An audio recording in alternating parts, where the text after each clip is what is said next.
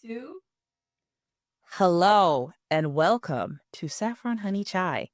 Now, I know I've said from the first episode, we need to be more active and involved in our community. We need to do stuff in our community. I know I've said that. I've expressed that. And then I also expressed later on, I don't want to be on the train. I don't want to be outside. It's horrible. And yet somehow on the hottest days, I'm like, well, actually, let's go out and do stuff. Let's get on that train and then suffer through the sweat box of the deep bowels of the New York City train system. But as much as I was complaining about the trains, I didn't realize that the buses were the real ops. Oh yeah, we're about to talk about the Queens Bus Redesign. Who came up with that? Merrick Avenue doesn't deserve that. Why are 8 buses at a time going down Merrick Boulevard during rush hour traffic? Why are buses that used to stop in front of neighborhood institutions no longer stopping in front of neighborhood institutions? They took the buses out from in front or near 2 different courthouses. They took the bus stop out from in front of a daycare, an active daycare, and left a big gap between a long row of houses this way and a long row of houses that way. And that's just the stuff I've seen this week. My commute to work, and I've timed it with my stopwatch, used to be 30 minutes if I stopped to get a coffee and a bacon, egg, and cheese, because I'm a New Yorker. But now that is 45 minutes. You know, I can do it 45 minutes, literally anything else. But it happened because they announced a series of bus talks, MTA talks, last year and the year before, where the community was invited to go out to talk about the bus. What do you guys want for the bus? How can we improve the bus? And I understand the logic of this redesign. I do. Trust me. I'm holding your hand right now. I promise I understand. It's prioritizing access to the train.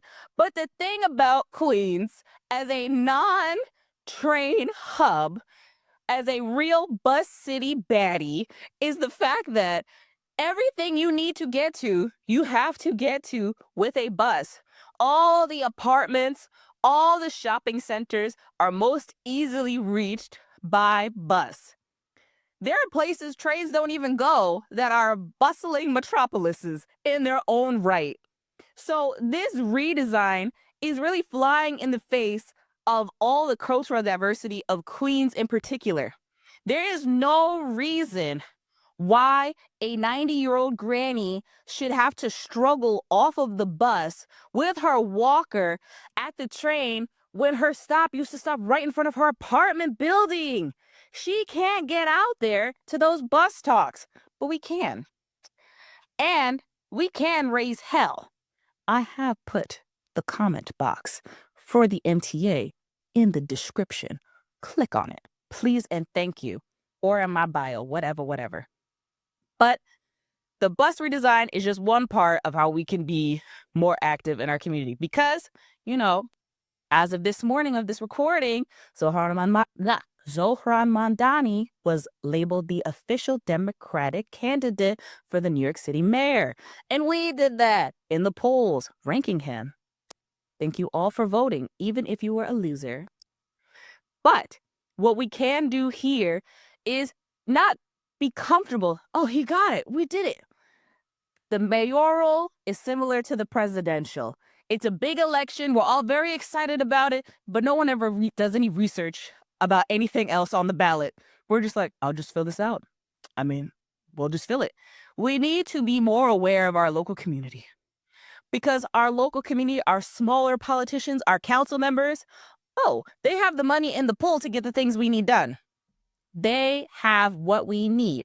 Now, my council member is Natasha Williams, and I love her bad. I read her emails every week. Thank you, girl. Just met you last week.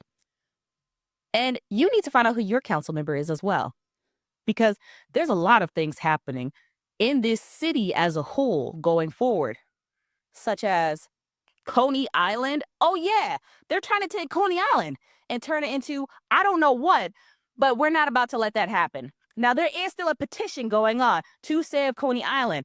It is, of course, in the description as well. But we cannot let the cultural heritage of our city fade away, especially in the face of real estate redevelopment. Because the people that know how to run New York City are what? New Yorkers. They're not transplants. They're not real estate companies. They're New Yorkers. So we have to really take a stand. We can't be casual about it. We can't just sit here and complain about it. We actually have to make a stand. We got to start writing some emails. So if you don't write the email, whoever your friend is that writes the best, gather around, fireside chat style. They say, yeah, and I don't like this, and I don't like that.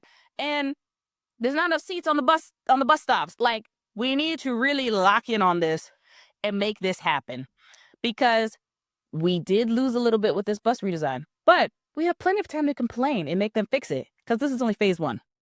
Yeah, apparently there's 2 more phases of this. Yikes. And they're still just in discussion. There was a vote on the 12th. We missed that, the 12th of June. We missed that, but the petition's still going strong. I saw we last had 982 signatures. There's millions of people in New York City. Start signing stuff. Put your name on it. Stand on it. Don't be like, wow, that's crazy. I have so many heart-filled memories from, riding the cyclone or where. No. No, put your money where your mouth is.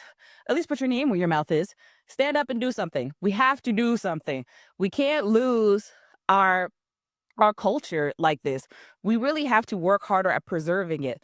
So I'm going to put that forth for y'all. I presented it. It's out there presented.